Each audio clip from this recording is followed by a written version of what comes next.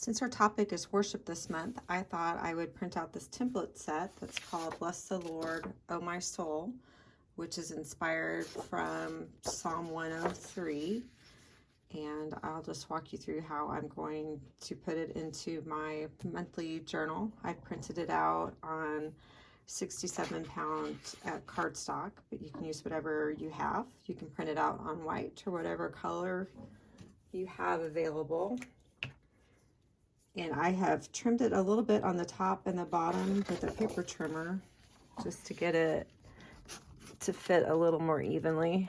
And then I'm just going to liberally coat it with glue, the very fancy Elmer's glue stick.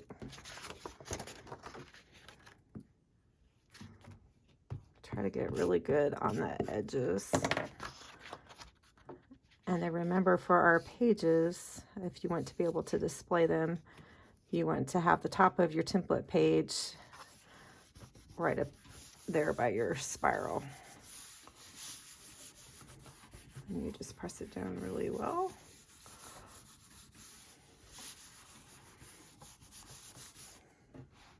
And page number 2. See if my glue stick lasts.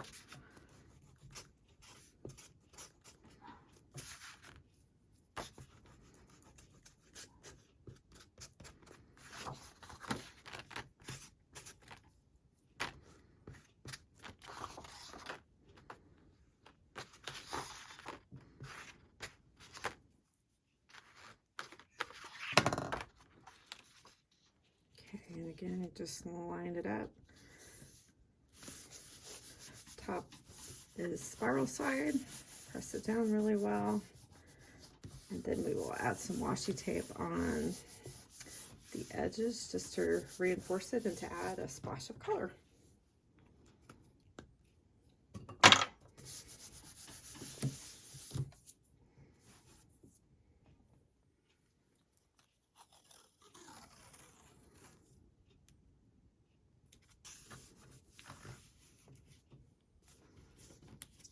You could tear it off, or if you want it to be really flush to the page, use your scissors.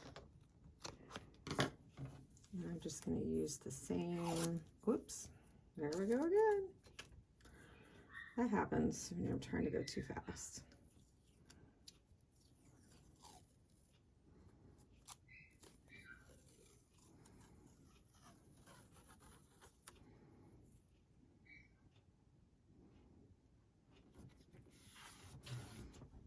I like to use the same washi when I'm doing a spread, just because it adds that uniformity. And at first glance, you can tell that those two pages go together. And then I'm going to use this other washi on the edge. So for the edges, I usually line it up about halfway.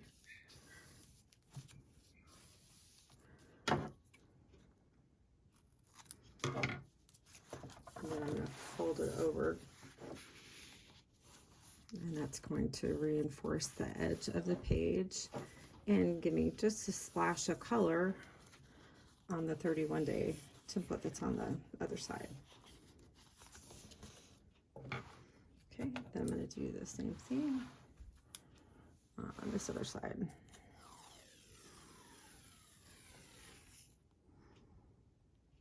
Most of the time with washi tape, you can see through just enough to help you line it up, unless it's really dark washi tape.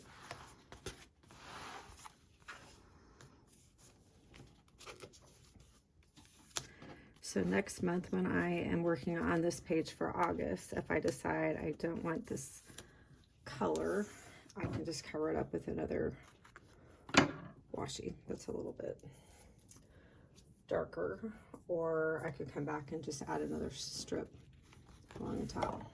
Okay, and then you have the option of adding some thinner washi on the sides if you want to do that, or you can just leave it as is, and then you can use pastels or colored pencils. But that is a very quick way to get a page started. To warm up around the edges, I am going to use some gelato pastels. and just brush it lightly along the edge. I'm using a scratch piece of paper to protect the white space that I don't want to have be this color. And I literally just draw it around there. You can tell I'm not even being that careful with it, because once you use this little dauber, it'll just smooth it all out and gets a nice soft color.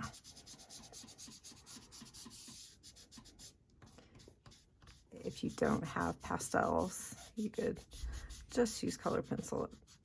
It does the same.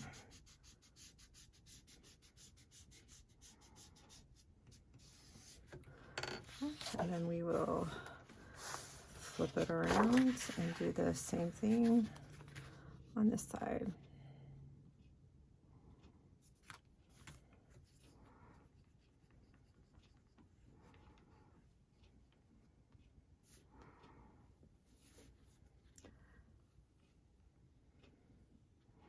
All the steps I've shown you so far are great ways that you can prep pages ahead of time.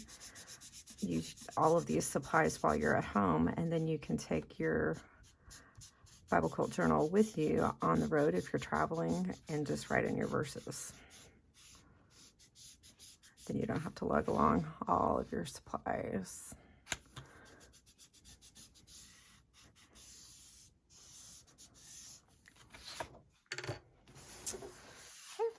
There we go. That just gives it a nice soft color. You would have the option too to add more washi or pastel up there. For now, I think I'm just going to leave it and see how it goes. And I'll do my second page.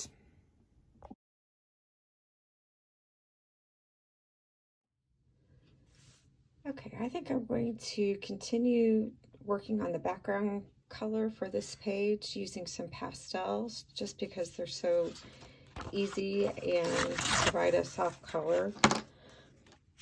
My trick I came up with is to tear some cardstock so that you can use those as just a little borderline to catch the color, and that way you're not bleeding into it.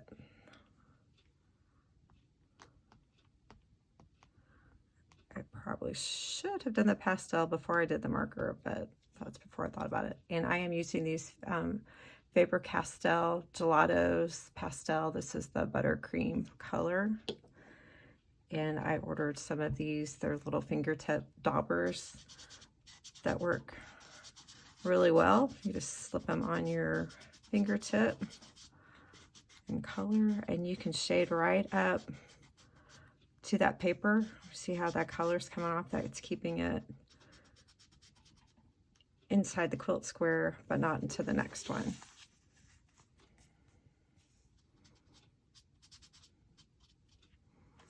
You can also angle the dauber just a little bit, and that gives you a little more control.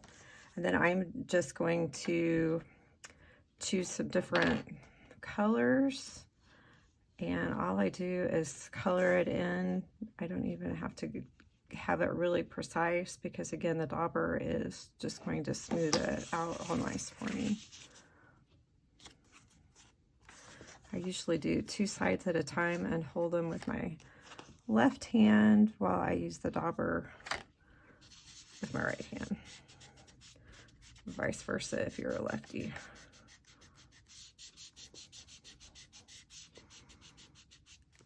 And just smooth it out. And if there are patches of it that you want to be a little bit darker, you can just swipe it again with the pastel. So I'll work on that corner, and then I'll switch my guide papers to do this other corner over here.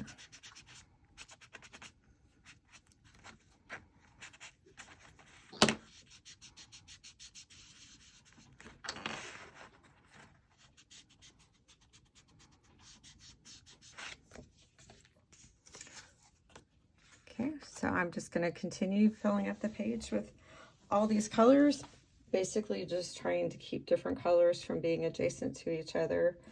Otherwise, no particular rhyme or reason.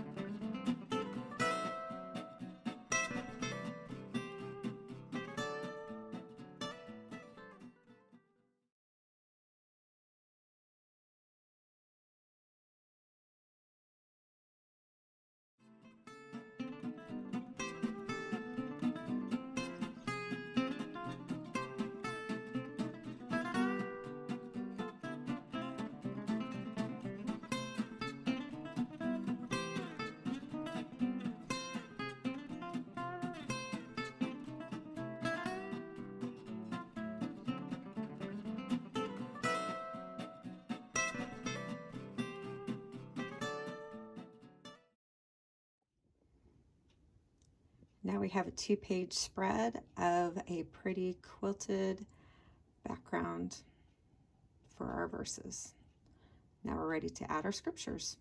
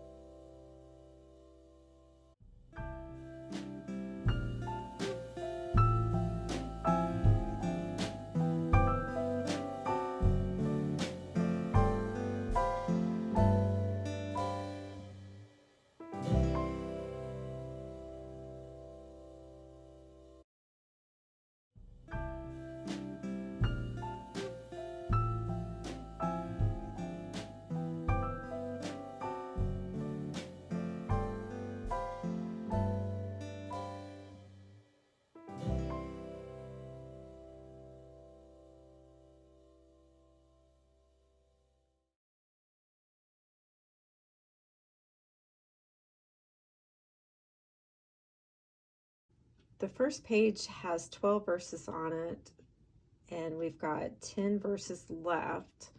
So since the next verse is fairly long, I think I'm going to start it here. This is my smallest one. I may just leave that for decoration at the end. We'll see how it goes, but that's how I'm loosely organizing before I get started.